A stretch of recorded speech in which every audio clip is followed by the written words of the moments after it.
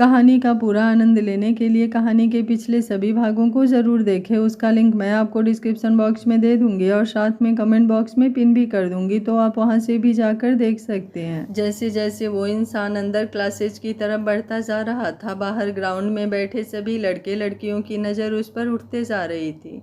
जहाँ लड़के उसकी फिजिक्स को देख रहे थे, वहीं लड़कियाँ तो उसके चेहरे से ही नज़र नहीं हटा पा रही थी। अति अपने क्लास में थी। इस वक्त क्लास में ऋचा, सोनिया और अति के अलावा और कोई नहीं था, क्योंकि क्लास अभी तक शुरू नहीं हुई थी। लेकिन वो तीनों बेंच पर बैठी बातें कर रही थी। ऋचा और सोनिया उससे जश्न और उसकी लव स्टोरी के बारे में सवाल कर रही थी और अति शर्माते हुए उन्हें कुछ कुछ बता रही थी कि अचानक ही वो शख्स क्लास में एंटर हुआ। उसे देखते ही ऋचा और सोनिया अपनी जगह से खड़ी हो गई और उसे देखती रहीं। लेकिन वो शख्स आगे बढ़कर अति के बिल्कुल पास आया और उसे देखते हुए बोला, मुझे तुमसे बात करनी है। तुम हो कौन? मैं तुम्हें नहीं जानती, अति ने उसके चेहरे की तरफ देखकर कहा। ऐसे किसी अनजान शख्स को अपने सामने देखकर वो हैरान हो रही थी। जान जाओगी अगर बात करोगी तो, क्योंकि इस वक्त मैं तुमसे जो कहने आया हूँ शायद तुम्हारे लिए सुनना बहुत ज़रूरी है। उस शख्स ने बड़े एटीट्यूड से कहा, लेकिन उसका एटीट्यूड अति के लिए कुछ भी नहीं था। वो तो एटीट्यूड के भंडार के साथ रहती थी, तो ये एटीट्यूड उसे कहाँ ही पसंद आता। उसने उसे देखते हुए सीधा मना कर दिया तो उस शख्स की भौहें तन गई। उसने ऋचा और सोनिया की तरफ देखा और फिर उन्हें बाहर जाने का इशारा किया तो वो जल्दी से बाहर चली गईं। वो दोनों अति को छोड़कर नहीं जाना चाहती थी, लेकिन इस वक्त उनके पास और कोई रास्ता भी नहीं था।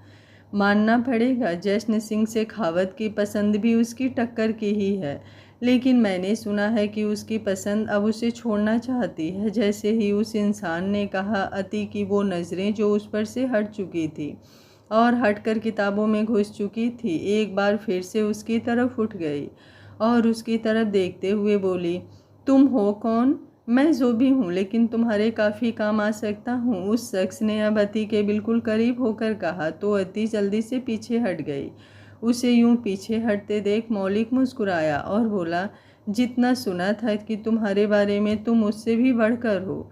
मैं जानता हूँ जश्न सिंह शेखावत के अलावा तुम्हें किसी का भी अपने करीब आना पसंद नहीं, लेकिन फिक्र मत करो, मैं ऐसा कुछ नहीं करूँगा जिससे तुम्हें बुरा लगे। मैं यहाँ सिर्फ तुम्हारी मदद करने आया हूँ। मुझे तुम्हारी मदद नहीं चाहिए और आज के बाद ऐसा घटिया ऑफ़र मेरे सामने लाना भी मत। अति ने भी एटीट्यूड से कहा और अपनी जगह से खड़ी होकर वहाँ से जाने लगी, लेकिन मौलिक ने उसका रास्ता रोका और बोला, क्या मुझे बताने की ज़रूरत है कि जब से तुम जश्न की ज़िंदगी में आई हो तुम्हारे साथ क्या क्या हो रहा है और कितनी बार तुम्हारी जान जाते जाते बची है? नहीं ना, लेकिन एक बात तुम्हें पता नहीं शायद, और वो बात जानना तुम्हारे लिए बहुत ज़रूरी है। तुम्हारे साथ जो भी हो रहा है इन सब के पीछे जश्न का ही हाथ है। वो जो तुम्हारे सामने है वैसा बिल्कुल भी नहीं है। तुम्हें अपने साथ रखने के लिए वो किसी भी हद तक जा सकता है। तुम्हारे साथ जो भी हो रहा है ये सब उसी की साजिश है, ताकि तुम इतना ज़्यादा डर जाओ कि कभी उसे छोड़कर जाओ ही नहीं। लेकिन मैं तुम्हें उसे छोड़ने में मदद कर सकता हूँ। उसकी बात सुनकर अति व्यंग से मुस्कुराने लगी और बोली, इतना तो तुम मुझे मेरे वेल विशर नहीं लगते जितना तुम जश्न जी से नफरत करते हो। नफरत तो बहुत छोटा शब्द है, जो मैं जश्न से करता हूँ वो उससे भी कहीं ज़्यादा है। मौलिक ने अपनी पैंट की जेब में हाथ डालते हुए कहा। अब अति अपनी जगह पर वापस बैठ गई और उसके चेहरे की तरफ देखकर पूछने लगी, लेकिन मेरी मदद क्यों करना चाहते हो तुम? मुझे जश्न जी से दूर करके तुम्हें क्या मिलेगा? मौलिक उसका सवाल सुनकर हल्का सा मुस्कुराया और बोला, मुझे जो मिलेगा उसके बारे में मत सोचो। तुम मुझे ये बताओ कि तुम जश्न से दूर जाकर अपनी ज़िंदगी चैन से जीना चाहती हो या नहीं? उसका सवाल सुनकर अति सोच में पड़ गई। कुछ देर सोचने के बाद वो मौलिक की तरफ देखती हुई बोली, लेकिन तुम ये सब करोगे कैसे? उसका सवाल सुनकर मौलिक दरवाजे की तरफ पलट गया तो उसको ऐसा लगा जैसे वो वहाँ से जा रहा है, लेकिन अगले ही पल मौलिक फिर से उसकी तरफ घुमा और बोला, ये दुनिया सिर्फ ताकतवर इंसान की है। यहाँ पर अगर कोई गरीब किसी अमीर से पंगा लेता है तो उसे मिट्टी में मसल दिया जाता है, लेकिन जब दो ताकतवर इंसान एक दूसरे के सामने आते हैं तो जंग लड़ने में भी मज़ा आता है। अगर तुम मेरे साथ आ जाओ तो जश्न तुम्हारा कुछ भी नहीं बिगाड़ पाएगा। अभी तुम्हें बेसहारा समझकर वो तुम्हारे साथ ज़बरदस्ती कर रहा है, लेकिन अगर तुम मेरा साथ दो तो वो तुम्हें हाथ भी नहीं लगा पाएगा, क्योंकि मैं उसे तुम्हें छूने ही नहीं दूंगा। तुम्हारी ढाल बनकर तुम्हारे सामने खड़ा रहूंगा। मौलिक अपनी बात कह रहा था और रति उसके चेहरे को ध्यान से देख रही थी। कहीं से भी उसे उसकी बात गलत नहीं लग रही थी। जब थोड़ी देर तक अति ने कोई जवाब नहीं दिया तो मौलिक ने अपनी जेब में से कार्ड निकाला और उसके सामने रखते हुए बोला, आज रात बिजनेस एसोसिएशन की एक बहुत खास पार्टी है जिसमें जश्न भी इनवाइटेड है, लेकिन वो वहाँ पर आएगा नहीं, क्योंकि इन दिनों तुम्हारे साथ ज़बरदस्ती करने के अलावा वो और कुछ नहीं करता। लेकिन मैं तुम्हारा इंतज़ार करूँगा। आई होप ये पार्टी बहुत दिलचस्प रहेगी। अपनी बात कहकर एक मिस्टीरियस स्माइल के साथ अति की तरफ देखते हुए मौलिक वहाँ से चला गया और अति उसे जाते हुए देखती रही। उसने उस इनविटेशन कार्ड की तरफ देखा जो एक पार्टी का इनविटेशन कार्ड था। उसने उस कार्ड को उठाया और अपने पर्स में रख लिया। इस वक्त उसके दिमाग में बहुत सी बातें चल रही थी। थोड़ी देर बाद अति कॉलेज से बाहर आई तो उसके लिए गाड़ी पहले से ही तैयार खड़ी थी। उसके गाड़ी में बैठते ही बाकी सारे बॉडीगार्ड भी गाड़ी में बैठे और सभी गाड़ियां घर के लिए रवाना हो गई। अति घर पर आकर सीधा अपने कमरे में आई। उसने कमरे में इधर उधर देखा तो उसे जश्न कहीं नहीं दिखाई दिया। वो चुपचाप बेड पर बैठी और कुछ सोचने लगी। वो अपनी सोचों में इतनी गुम थी कि उसे पता ही नहीं चला कब जश्न उसके सामने आकर खड़ा हो गया और खाने से भरी प्लेट उसने उसके चेहरे के बिल्कुल आगे कर रखी। मुझे भूख नहीं है, अति ने कहा और फिर अपनी जगह पर खड़ी हो गई। वो अपनी अलमारी की तरफ बढ़ी और उसमें से कपड़े लेकर बाथरूम की तरफ जाने लगी। जश्न ने वो खाने से भरी प्लेट टेबल पर रखी और फिर अति के पास आकर उसके हाथों से वो कपड़े खींचकर एक जगह फेंक दिया और उसे अपनी बाहों में भरकर बेड की तरफ ले गया। वो बेड पर बैठा और उसे भी अपनी गोद में बिठाते हुए बोला, तुम्हें मुझसे नाराज़ रहना है, मुझ पर गुस्सा करना है या किसी बात पर जिद करनी है, बेशक करो, लेकिन खाना ना खाने की इजाज़त तुम्हें नहीं है। मैं कह रही हूँ ना, मुझे भूख नहीं है, तो क्या खाना खाने में भी आप मेरे साथ ज़बरदस्ती करेंगे? अति ने उसकी तरफ देखते हुए कहा तो जश्न ने अपने हाथ उसकी कमर पर और भी ज़्यादा कसे और बोला, बेशक करूँगा। जब जब मुझे लगेगा कि मुझे तुम्हारे साथ ज़बरदस्ती करनी पड़ी तो करूँगा, और अगर मैं आपकी कोई बात नहीं मानूं तो ऐसा हो ही नहीं सकता, क्योंकि इसके अलावा तुम्हारे पास और कोई ऑप्शन ही नहीं है। कहते हुए जश्न उसे फिर से गोद में उठाकर सोफे की तरफ ले गया। उसने उसे सोफे पर बिठाया और फिर खुद भी उसके सामने आकर बैठ गया। जश्न ने उसकी तरफ निवाला बढ़ाया, लेकिन अति ने अपना मुंह नहीं खोला तो जश्न कुछ पल का इंतज़ार करता रहा, लेकिन फिर उसने वो निवाला प्लेट में रख दिया और अति की तरफ देखते हुए बोला, आखिर चाहती क्या हो तुम? यही कि आप बात बात पर मेरे साथ ये ज़बरदस्ती करना छोड़ दें। मुझे बिल्कुल नहीं पसंद जब आप मुझसे यूँ ज़बरदस्ती करते हैं। उसकी बात सुनकर जश्न ने उसका हाथ पकड़कर उसे उठाया और फिर अपनी गोद में बिठा लिया। अति उसके चेहरे की तरफ देख रही थी तो जश्न ने उसके गालों पर आए हुए बाल पीछे की तरफ किए और बोला, तुम्हें पसंद हो या नहीं, लेकिन होगा वही जो मैं चाहता हूँ। उसकी बात सुनकर अति के दिल को कुछ हो रहा था। वो रोना चाहती थी, लेकिन किसी तरह उसने खुद पर काबू किया हुआ था। जश्न उसे यूं ही गोद में उठाए हुए बिस्तर की तरफ लेकर बढ़ गया और एक धक्का देकर उसे बेड पर गिरा दिया तो अति एकदम से हैरान रह गई। वो अपनी बड़ी बड़ी आँखों को और बड़ा किए जश्न की तरफ देख रही थी। अति की आंखों में आंसू आने लगे थे, लेकिन आज उसने अपने आंसुओं को भी बहने की इजाज़त नहीं दी। वो बेड से उठना चाहती थी, लेकिन उससे पहले ही जश्न बेड पर आया और धीरे धीरे उस पर झुकने लगा। अति ने अपने हाथ जश्न के सीने पर रखे और उसके चेहरे की तरफ देखते हुए बोली, मैं थक गई हूँ, थोड़ी देर आराम करना चाहती हूँ। तुम्हारी थकावट ही तो दूर कर रहा हूँ अपने प्यार से, माई बेबी डॉल, जश्न ने कहा और फिर उसकी गर्दन पर अपने लब रखकर उसे चूमने लगा। उसे देखते हुए अति की आंखों में नमी भर आई। अब जश्न ने उसे फिर से अपनी गोद में उठाया और बोला, अब चुपचाप खाना खा लो, वरना तुम जानती हो मुझे। आपने ये सब मुझे खाना खिलाने के लिए किया? अति ने जश्न की तरफ देखते हुए पूछा तो जश्न ने भी उसकी आंखों में देखा और बोला, अपनी बात मनवाने के लिए मुझे जो करना पड़ेगा मैं वो करूँगा। उसका जवाब सुनकर अति बस उसकी तरफ देखती रह गई थी। उसे यकीन नहीं हो रहा था कि सच में जश्न ऐसा कर सकता है। जश्न ने फिर से प्लेट में से निवाला लेकर उसकी तरफ बढ़ाया तो इस बार अति ने अपना मुंह खोल दिया। धीरे धीरे जश्न ने उसे पूरा खाना खिलाया तो खाना खत्म होने के बाद अति ने पूरा गिलास पानी भी पिया और फिर अपनी जगह से उठते हुए बोली, अब तो आपकी मर्जी पूरी हो गई, अब तो मैं आराम कर सकती हूँ ना। अति ने सवाल तो किया लेकिन जवाब सुने बिना ही वो वहाँ से बेड की तरफ बढ़ गई और जल्दी से अपनी साइड आकर लेट गई। जश्न कुछ देर तो उसे देखता रहा और फिर वो भी बेड की तरफ ही बढ़ गया। अति को थोड़ी देर बाद ही अपने पास जश्न महसूस हुआ लेकिन उसने करवट नहीं ली और यूं ही दूसरी तरफ मुँह फेरे लेटी रही।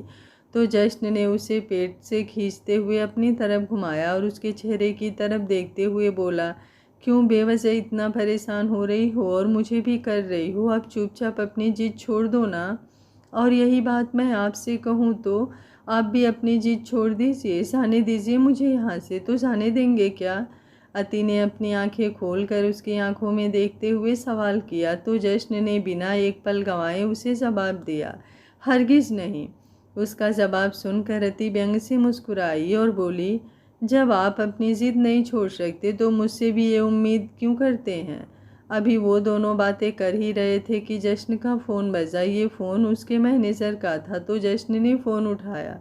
उसका मैनेजर उसे पार्टी के बारे में बता रहा था लेकिन जश्न ने उसे साफ साफ मना कर दिया कि वो किसी भी पार्टी में जाने के लिए इंटरेस्टेड नहीं है और अब वो उसे फालतू फ़ोन करके परेशान ना करे।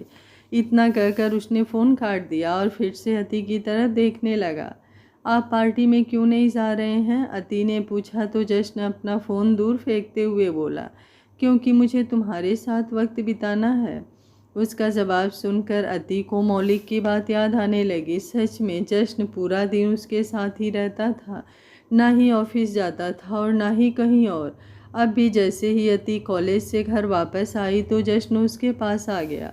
पर मेरे साथ वक्त तो आप हमेशा ही बिताते हैं, आपको नहीं लगता आपको अपने ऑफिस और जो भी ज़रूरी काम है वहाँ पर जाना चाहिए? अति ने कहा तो जश्न ने उसे खींचते हुए अपने ऊपर लिटाया और बोला, मेरे लिए तुमसे ज़्यादा ज़रूरी और कुछ भी नहीं है। नाउ आई जस्ट वरना लव यू। कहते हुए जश्न ने अति को अपने ऊपर झुका लिया और उसके माथे को चूम लिया और अपने सीने से लगा लिया। अति अपना चेहरा उठाकर उसके चेहरे के पास लाकर बोली, मैं चाहती हूँ आज हम दोनों उस पार्टी में चलें। अचानक ही अति के मुंह से ये बात सुनकर जश्न उसकी तरफ देखता रहा। कुछ पल उसे यूं ही देखने के बाद जश्न उससे थोड़ा साइड हुआ और फिर उसे अपनी गोद में उठाकर बाथरूम की तरफ लेकर बढ़ गया। तो अति हैरानी से उसे देखती रही। उसे समझ नहीं आ रहा था कि अब जश्न क्या करेगा, लेकिन उसे बाथरूम में लाने के बाद जश्न ने उसे शावर के नीचे खड़ा किया और खुद भी उसके साथ ही शावर के नीचे खड़ा हो गया। अति जो अब तक तेज तेज सांसें ले रही थी, जश्न को इस तरह से शांत देखकर उसकी सांसें तो रुकने की कगार पर आ चुकी थी। अब तक जश्न उसके साथ रोमांस कर रहा था और अब उसे नहला रहा था।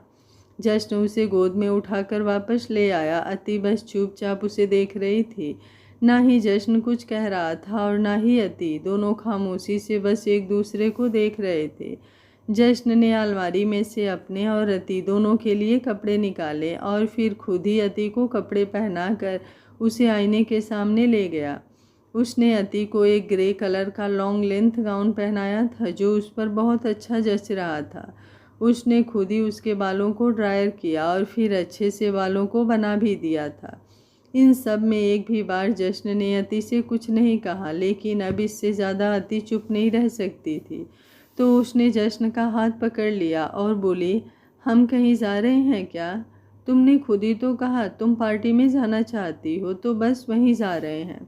जश्न ने एक्सप्रेशनलेस होकर कहा, आप मुझसे नाराज़ हैं क्या? अति उसके इस रवैये को देखते हुए पूछने लगी तो जश्न जो इस वक्त उसके पीछे खड़ा था हल्का सा उसके चेहरे पर झुककर उसके माथे को चूमते हुए बोला, मैं भला कभी तुमसे नाराज़ हो सकता हूँ? तुम में मेरी जान बसती है। मैं नहीं जानता तुम मुझसे खफा क्यों हो और क्यों मुझे छोड़कर जाना चाहती हो, लेकिन इतना ज़रूर जानता हूँ कि मैं ऐसा कभी होने नहीं दूँगा।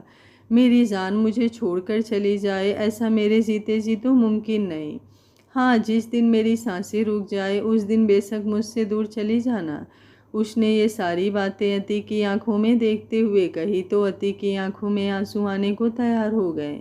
लेकिन उसी वक्त जश्न ने उसके सामने आकर उसका चेहरा अपनी तरफ घुमाया और अपने हाथों से ही उसके चेहरे पर मेकअप करने लगा। उसने उसके चेहरे पर बस थोड़ा सा मॉइस्चराइज़र और लिपस्टिक लगाई थी। परफेक्ट, उसने उसे आईने में से देखते हुए कहा और फिर उसे छोड़कर खुद तैयार होने लगा। उसने भी ग्रे कलर का बिजनेस सूट पहना था और फिर अपने हाथों में घड़ी पहनते हुए आईने के सामने आया। बालों को जेल से सेट कर उसने परफ्यूम लगाया और खुद को आईने में देख रहा था कि अति खड़ी होकर उसके साथ आकर खड़ी हो गई। दोनों ने ही आईने में से एक दूसरे को देखा। उन्हें देखते हुए अगर परफेक्ट शब्द कहा जाए तो वो भी कम होगा। भले ही अति जश्न से उम्र में काफ़ी कम थी, लेकिन उन्हें देखकर ऐसा लगता नहीं था कि वो कहीं से भी मिसमैच हैं, बल्कि वो बिल्कुल परफेक्ट कपल लगते थे, जैसे एक दूसरे के लिए ही बने हों। जहाँ अति एक तरफ क्यूट और मासूम सी थी, वहीं दूसरी तरफ जश्न दिखने में ही एरोगेंट और रूड लगता था। जश्न अपनी कोट के बटन बंद कर रहा था कि अति ने उसके हाथों में अपने हाथ डाल लिया तो जश्न उसकी तरफ देखकर हल्का सा मुस्कुराया और बोला, चलें। अति ने भी अपना सिर हाँ में हिलाया और दोनों कमरे से बाहर निकलकर घर के बाहर आए और गाड़ी में बैठकर वहाँ से पार्टी वेन्यू के लिए निकल गए। अति के दिमाग में बहुत कुछ चल रहा था, इसलिए वो चुपचाप ही बैठी थी। मौलिक का उसके सामने आकर इतना कुछ कहना और फिर जश्न का रवैया उसे सोचने पर मजबूर कर रहा था। वहीं अति को इस तरह से चुपचाप देखकर जश्न को बिल्कुल अच्छा नहीं लग रहा था। उसे उसकी अति शरारतें करती हुई अच्छी लगती थी, ना कि ऐसे चुपचाप। उसे थोड़ी देर देखने के बाद जश्न ने खुद आगे बढ़कर उसका हाथ अपने हाथों में पकड़ लिया। थोड़ी ही देर में दोनों पार्टी वेन्यू पर पहुंचे तो जश्न से मिलने वालों की वहां पर कोई कमी नहीं थी। हर कोई जश्न से मिलकर अपने बिजनेस को एक्सपेंड करना चाहता था, इसलिए हर कोई उससे बात करना चाहता था। अति चुपचाप उसके साथ खड़ी थी। उसकी नज़रें किसी को ढूंढ रही थी कि अचानक ही उसके सामने मौलिक आया, जिसने उसके सामने हाथ बढ़ा दिया तो अति ने अपनी नज़रें उठाकर जश्न की तरफ देखा।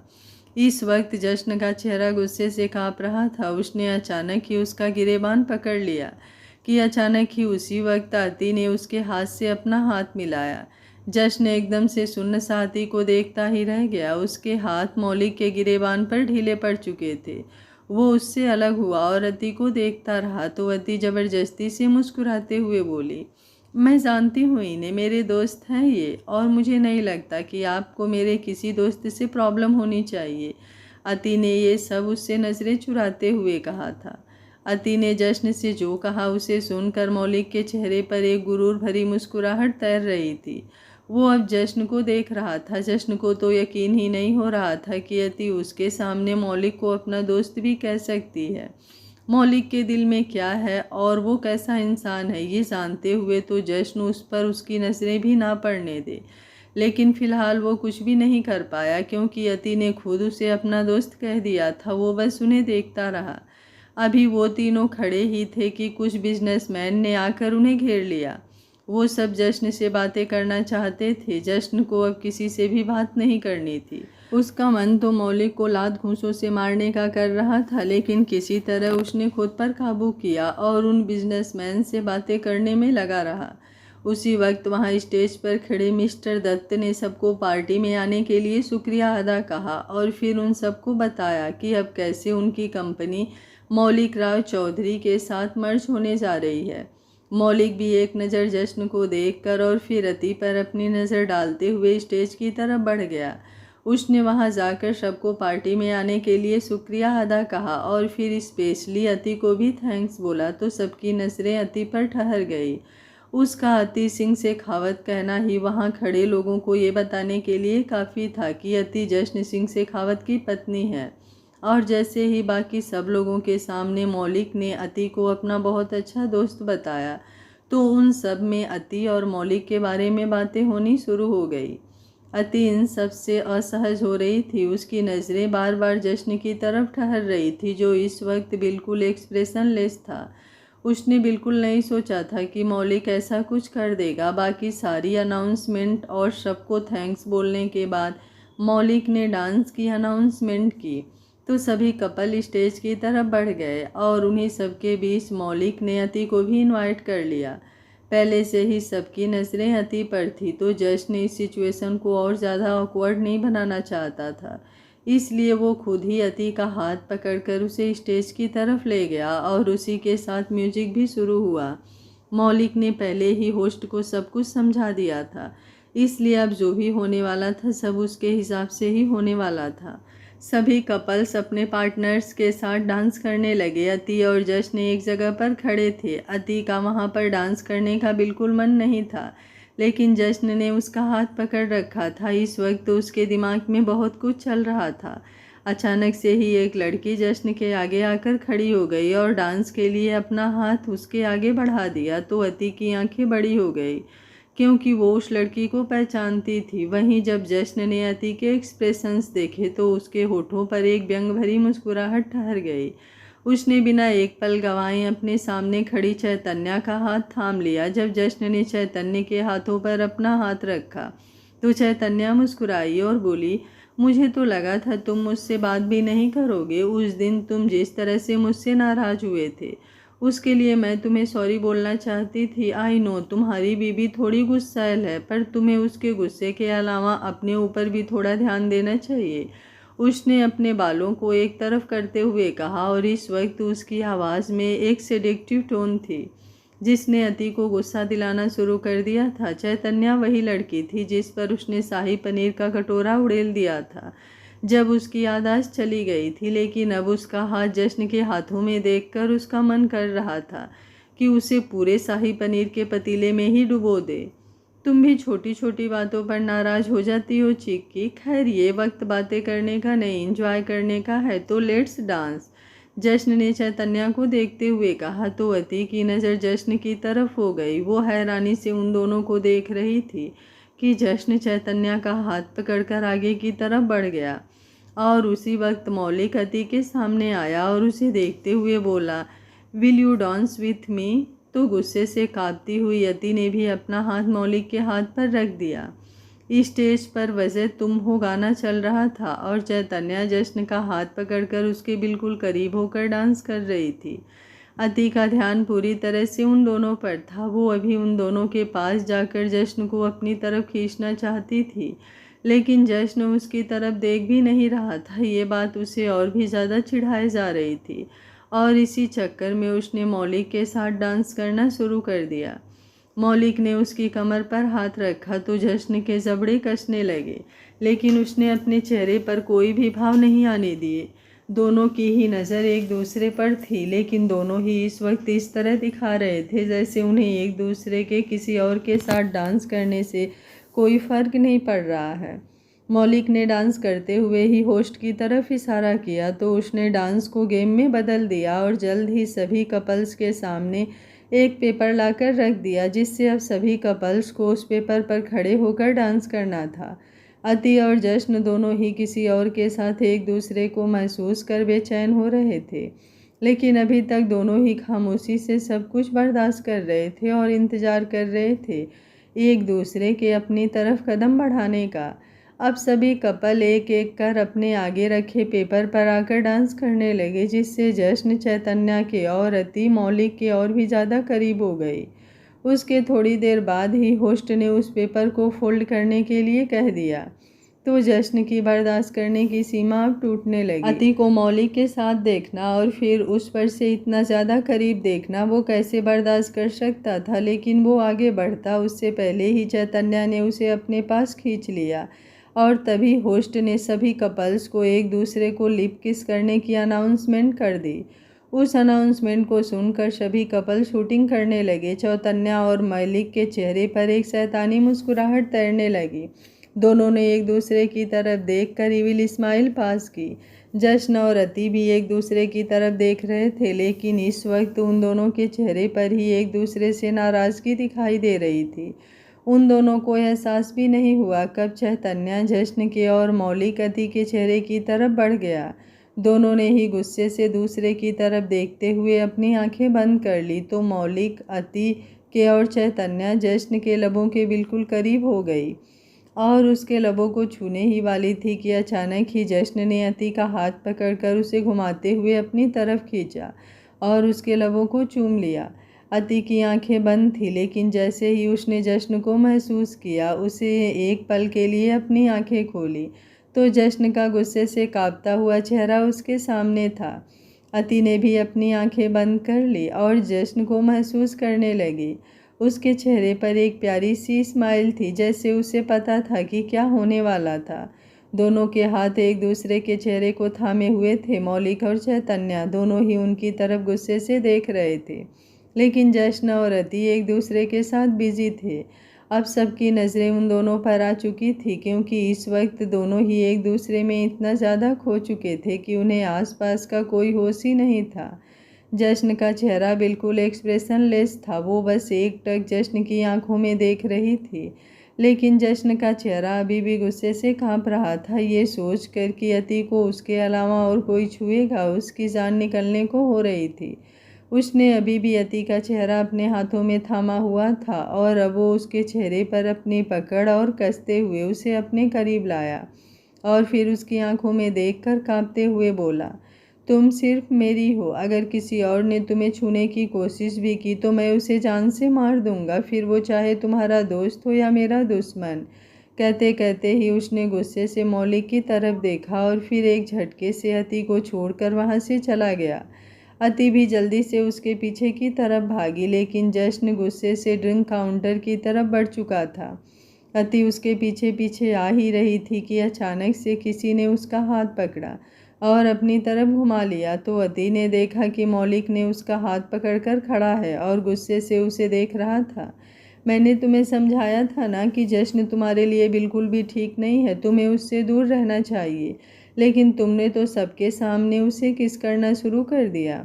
तुम जानती हो ना उसकी वजह से तुम्हारी ज़िंदगी में क्या क्या हो रहा है, तो वो सब जानते हुए भी तुम उसे दूसरा मौका कैसे दे सकती हो। हमने डिसाइड किया था ना कि तुम उसे छोड़कर चली जाओगी और इसमें मैं तुम्हारा साथ दूंगा, तो अब तुम उसके पीछे क्यों दौड़ रही हो। जाने दो उसे और तुम मेरे साथ चलो। मौलिक ने उसका हाथ पकड़कर लगभग उसे खींचते हुए कहा। वो अति को प्यार से और चालाकी से अपनी तरफ करना चाहता था, लेकिन जश्न और उसे एक दूसरे को चूमते हुए देखकर वो अपना कंट्रोल खो रहा था और अति से थोड़ा गुस्से में बात कर रहा था। उसकी बात सुनकर अति का एक्सप्रेशनलेस चेहरा अपने आप गुस्से से भरने लगा और वो गुस्से से उसे देखते हुए बोली, मेरा हाथ छोड़ो। मेरे तुम्हारे हाथ पकड़ने से तुम्हें इतनी प्रॉब्लम हो रही है, लेकिन उस जश्न को तो तुमने नहीं रोका जो ज़बरदस्ती तुम्हें चूम रहा था। उसे तुम कैसे अपनी मर्जी करने दे सकती हो, ये जानते हुए भी कि उसके लिए तुम सिर्फ एक खिलौना हो जिससे वो सिर्फ खेल रहा है।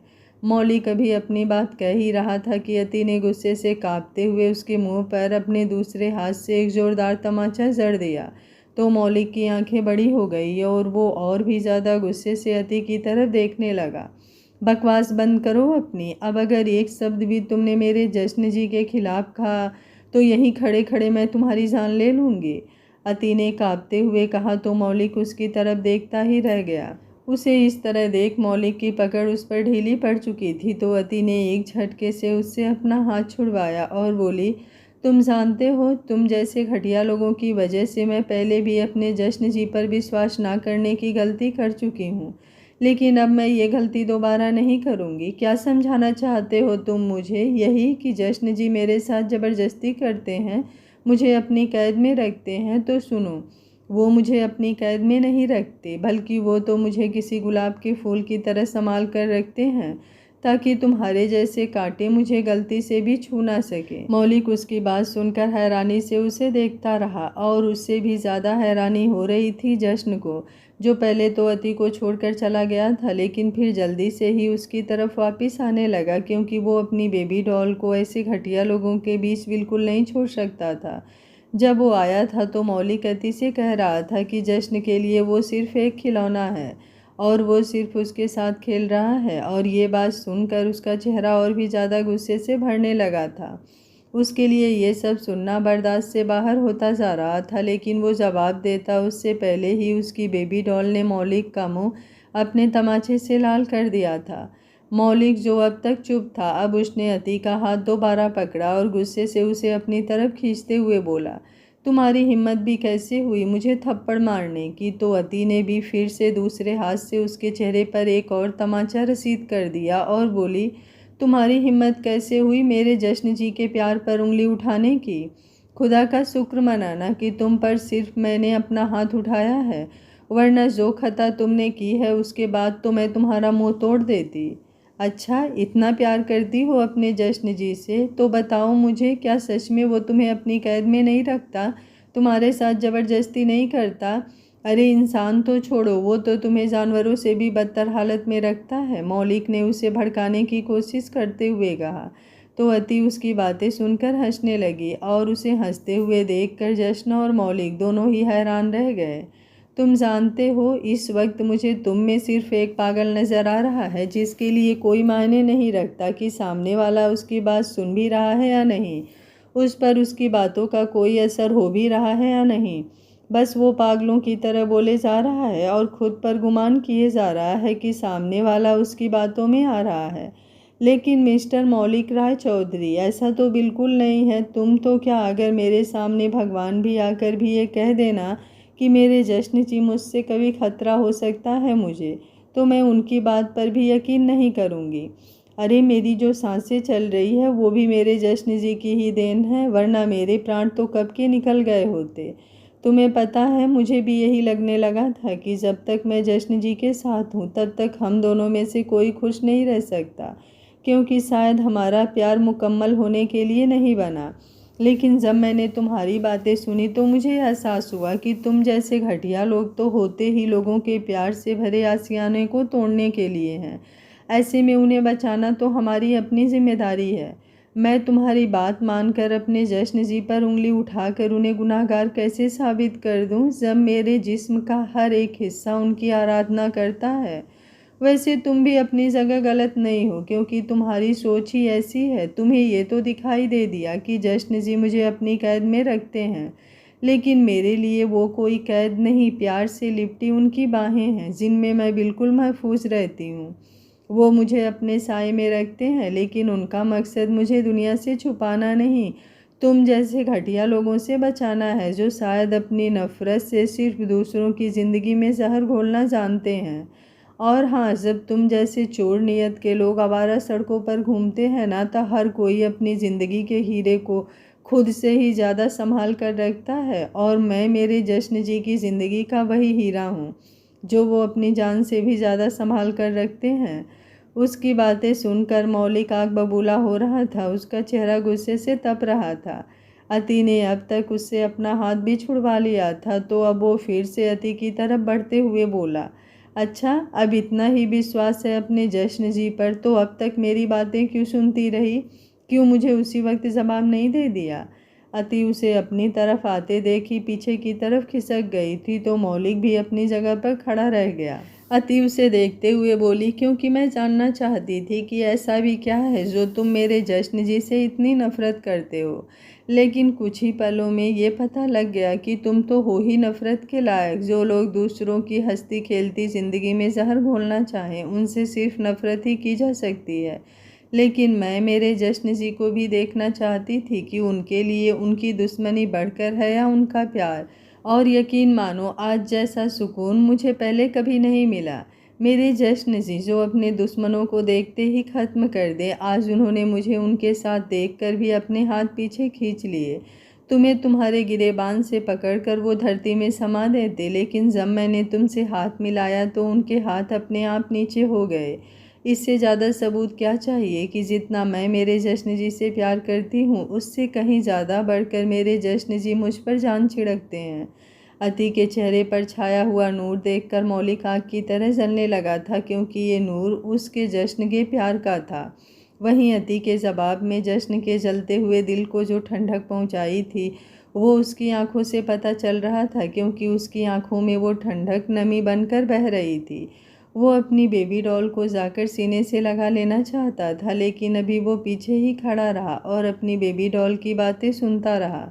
अति के मुंह से जश्न के लिए ऐसी बातें सुनकर मौलिक गुस्से से चिल्लाते हुए बोला, बंद करो अपना जश्न पुराण। ये जो गुरूर है ना तुम्हें, तुम्हारे जश्न पर सारा मिट्टी में मिल जाएगा जब मैं उसे और उसके नाम को अपने कदमों तले रौंद दूंगा और तुम्हें अपना बना लूँगा। मैं तुम्हें प्यार से हासिल करना चाहता था, लेकिन अब मुझे जो करना पड़ेगा मैं करूँगा, क्योंकि उस जश्न सिंह शेखावत से तुम्हें छीनना ही मेरा सबसे बड़ा मकसद है। तुम्हें तो मैं किसी भी तरह अपना बना कर रहूँगा। मेरे बारे में बाद में सोचना, पहले जाकर अपने बारे में सोचो, क्योंकि अब तक तो तुम्हें तुम्हारा जीवन भीख में मिल रहा था, लेकिन अब तुम्हारी मौत निश्चित है। मेरे जश्न जी के सामने कोई मुझे छुए और वो उसे ज़िंदा रहने दे, ये तो हो ही नहीं सकता। और तुम मुझे सिर्फ छुआ ही नहीं, मुझे पाने की इच्छा की है, तो तुम्हारी मौत की इच्छा जश्न जी को होना लाजमी है। कुछ नहीं बिगाड़ सकता तुम्हारा जश्न मेरा। मौलिक गुस्से से गुर्राया तो अति भी व्यंग से मुस्कुराई और बोली, एक बात बताऊं, ऐसा मत सोचना तुम्हें वार्निंग दे रही हूँ, मैं तो सिर्फ तुम्हारी मौत की भविष्यवाणी कर रही हूँ। जितनी बार तुमने मुझे छुआ है, अगर उतनी ही गोलियां मेरे जश्न जी ने तुम्हारे सीने में ना भर दी, तो वो भी अपनी बेबी डॉल के जश्न जी नहीं। इतना कहकर ही अति ने एक आंख दबाते हुए बड़े ही किलर एक्सप्रेशन दिए और वहाँ से चली गई, जबकि मौलिक गुस्से से कांपता हुआ वहीं खड़ा रहा। उसी वक्त उसका फ़ोन बजा तो उसने गुस्से से अपना फ़ोन उठाया, लेकिन फ़ोन उठाते ही उसका गुस्सा किसी बम की तरफ फूटा और उसने अपना फ़ोन नीचे ज़मीन पर पटक दिया। वो बुरी तरह गुस्से से कांप रहा था और दूसरी तरफ अपने कान से लगा फ़ोन उतारते हुए जश्न मुस्कुरा रहा था। फ़ोन अपनी जेब में डालकर वो उस तरफ गया जहाँ पर उसकी बेबी डॉल गई थी। अति जश्न को ढूंढ रही थी कि अचानक ही रोशनी चली गई और उसी वक्त किसी ने अति का हाथ पकड़ा और उसे खींचने लगा। अंधेरा होने के कारण वो उस शख्स को देख नहीं सकती थी, लेकिन वो पहचान सकती थी अपने जश्न जी की छुअन को। वो चुपचाप बस मुस्कुराती हुई आगे की तरफ बढ़ती रही तो अचानक ही वो एक दीवार से जा लगी, लेकिन अभी भी उसने कुछ नहीं कहा और जो हो रहा था उसे होने दिया। अगले ही पल जश्न ने उसके पूरे चेहरे को चूम लिया और फिर उसके लबों को हल्का सा छूकर बोला, जानती भी हो इस वक्त तुम्हें प्यार करने का कितना मन कर रहा है? कितना? अति उसकी आंखों में देखते हुए उसके करीब होकर बोली, क्योंकि अब वहाँ पर धीमी धीमी लाइट पड़ रही थी और उस रोशनी में जश्न का चेहरा साफ दिखाई दे रहा था और उसके एक्सप्रेशन तो अति की जान ही ले रहे थे। बहुत, जश्न एकदम से बोला और फिर अचानक ही उसके एक्सप्रेशन बदले और बोला, एक्चुअली बहुत नहीं, बल्कि बिल्कुल नहीं, क्योंकि तुमने मेरे साथ जो किया है वो बहुत गलत किया है। किसी और के लिए तुमने मुझे खुद से खुद को दूर रखा ना, इसलिए अब मैं भी खुद को तुमसे दूर रख लूँगा। तब तुम्हें एहसास होगा कि तड़प क्या होती है। जाओ, अब मुझे तुम्हें बिल्कुल भी प्यार नहीं करना। जश्न ने कहा तो अति के चेहरे का रंग उड़ गया। अब तक जो चेहरा प्यार के नूर से कहर ढा रहा था, अब एकदम से ही फीका पड़ गया। वो जल्दी से जश्न के करीब बढ़ी और बोली, आप ऐसा नहीं कर सकते, मैं जानती हूँ आप मुझसे दूर रह ही नहीं सकते। इतना विश्वास है तुम्हें खुद पर? जश्न ने उसकी आंखों में देखते हुए पूछा तो अति मुस्कुराई और बोली, खुद पर नहीं, खुद के प्यार पर, कि हमारे प्यार में दूरी तो हो ही नहीं सकती। अगर तड़प मेरे दिल में है तो आग आपके सीने में भी बेहद मची होगी। ये बात तो तुम ठीक कह रही हो, मेरे सीने में जो आग जल रही है वो तो बेहद है, लेकिन अब इस आग को ठंडा मैं नहीं होने दूंगा, और तब तक तो बिल्कुल नहीं जब तक मैं तुम्हें पूरी तरह से नहीं तड़पा देता।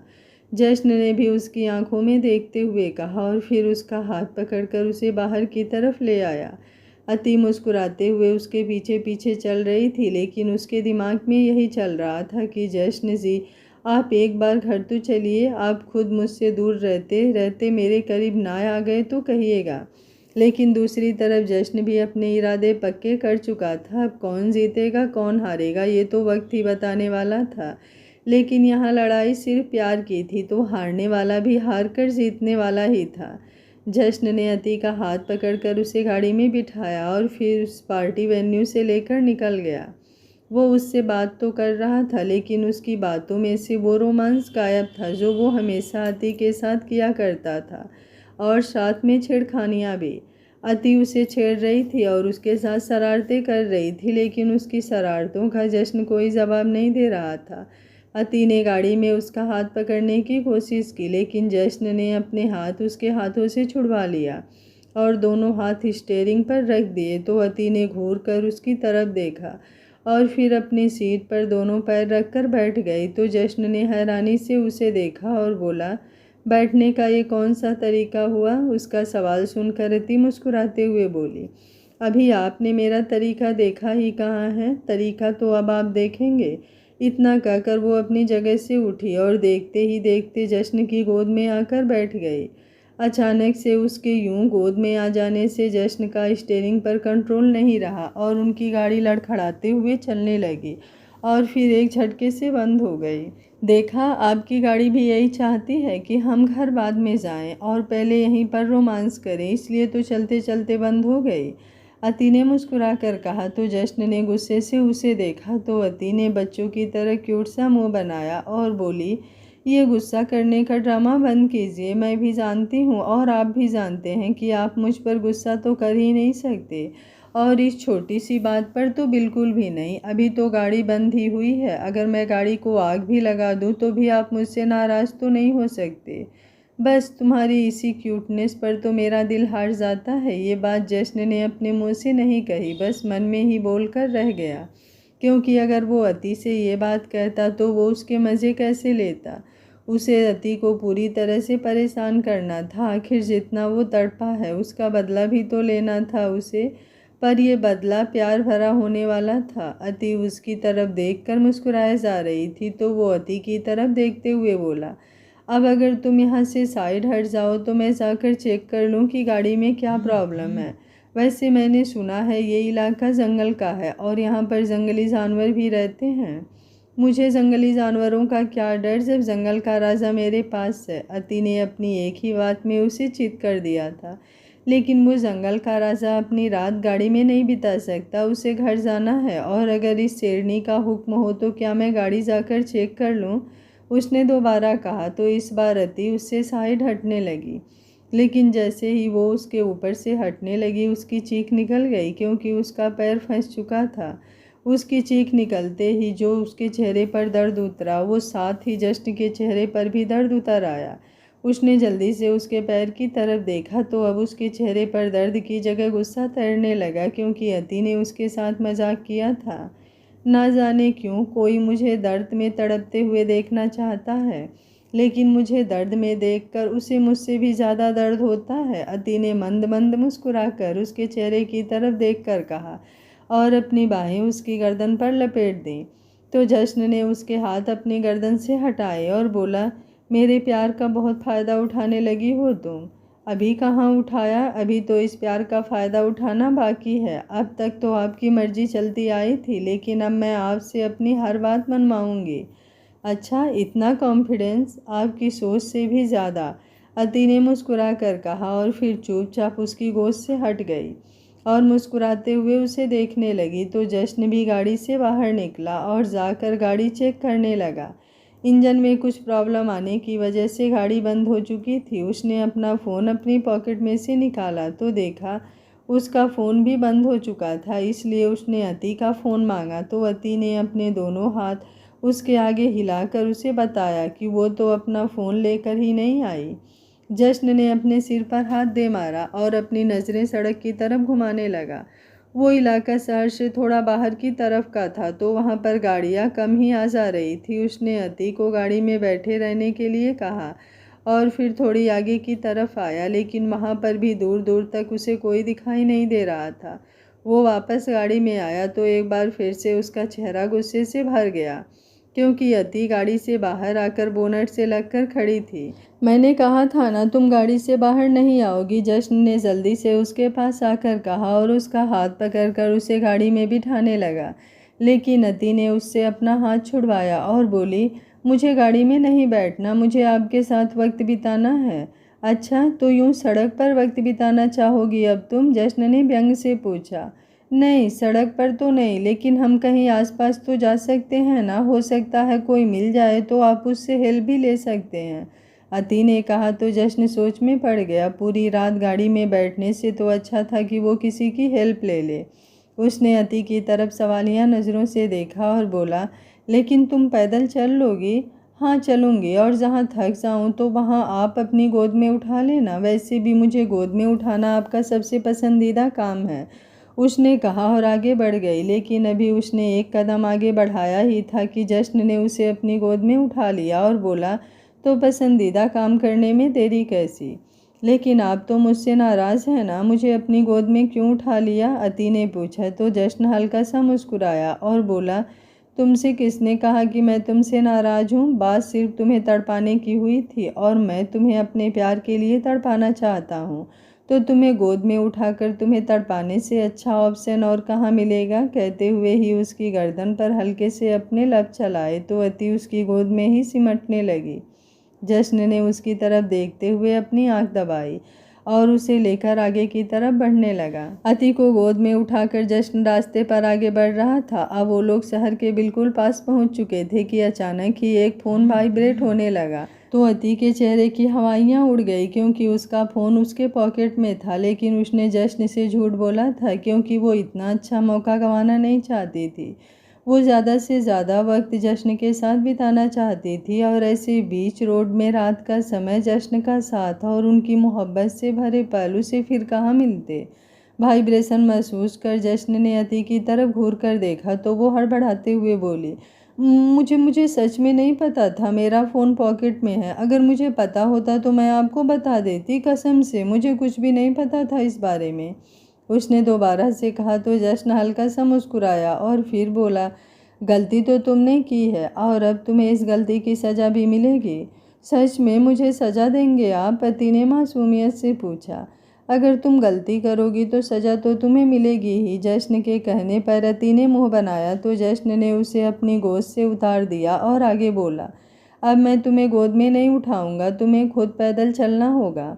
ये गलत बात है, आप मेरे साथ ऐसा नहीं कर सकते, अति ने मुँह बिचकाते हुए कहा तो जश्न आगे की तरफ बढ़ गया। लेकिन अति भी जल्दी से उसके पीछे पीछे भागी और उसकी कमर पर चढ़ गई। उसके लिए उसके ऊपर चढ़ना इतना मुश्किल हो रहा था, लेकिन फिर भी किसी तरीके से उसने उसकी गर्दन पर अपनी बाहें टांग ही दी और उसके साथ लटक गई। उसे ऐसे लटकते देख भी जश्न ने उसे नहीं थामा और बोला, तुम चाहे जितना मर्जी ड्रामा कर लो, लेकिन मैं तुम्हें गोद में बिल्कुल नहीं उठाऊंगा। अब तुम जब पैदल चलोगी तो तुम्हें पता चलेगा कि अगर तुम मुझे अपने फ़ोन के बारे में बता देती तो इतना टाइम वेस्ट नहीं होता। उसकी बात सुनकर अति उसके कंधों से उतर गई और अपनी जेब में फिर से होते वाइब्रेट फ़ोन को देखने लगी तो अलार्म बज रहा था। अलार्म बजता देख वो सोच में पड़ गई, क्योंकि उसने तो कभी अपने फ़ोन पर अलार्म लगाया ही नहीं। मतलब जश्न जानता था कि उसके पास फ़ोन है और उसी ने ही अलार्म लगाया होगा, लेकिन कब, वो सोच ही रही थी और तभी उसकी आंखों में चमक आ गई। उसने अपने फ़ोन से जश्न का फ़ोन मिलाया तो जश्न की पॉकेट में रखा फ़ोन बजा तो उसकी आंखें बड़ी हो गई। मतलब उसका फ़ोन भी चालू था, लेकिन उसने झूठ कहा कि उसका फ़ोन बंद है। वो अपनी बड़ी बड़ी आंखों से जश्न को देखने लगी तो जश्न मुस्कुराया और बोला, अगर तुम ये मौका नहीं गंवाना चाहती थी तो मैं भी ये मौका अपने हाथों से कैसे जाने दे सकता हूँ, माई इनोसेंट बेबी डॉल। वो जल्दी से जश्न की तरफ भागी, लेकिन उसे अपनी तरफ आते देख जश्न भी तेज़ी से आगे की तरफ भागने लगा, पर अति भी कम नहीं थी। उसने अपनी स्पीड और भी ज़्यादा बढ़ा दी और एकदम से जश्न की पीठ पर जाकर लटक गई। तो इस बार जश्न ने उसे अपने हाथों से थाम लिया। अब वो दोनों बिना एक दूसरे से कुछ कहे आगे बढ़ रहे थे और दोनों के ही चेहरे पर एक मुस्कुराहट थी। लेकिन अभी दोनों थोड़े ही आगे आए थे कि अचानक से ही तेज़ बारिश होने लगी। जश्न ने जल्दी से अति को अपने बाहों में लिया और सड़क के किनारे एक पेड़ के नीचे खड़ा हो गया, लेकिन बारिश बहुत ज़्यादा तेज़ होने लगी थी। वो दोनों अपनी गाड़ी से भी बहुत आगे आ चुके थे, इसलिए वहाँ जाना तो पॉसिबल ही नहीं था। दूर दूर तक उन्हें तो दूसरी गाड़ी भी आती हुई नहीं दिखाई दे रही थी जिससे वो मदद मांग लेते।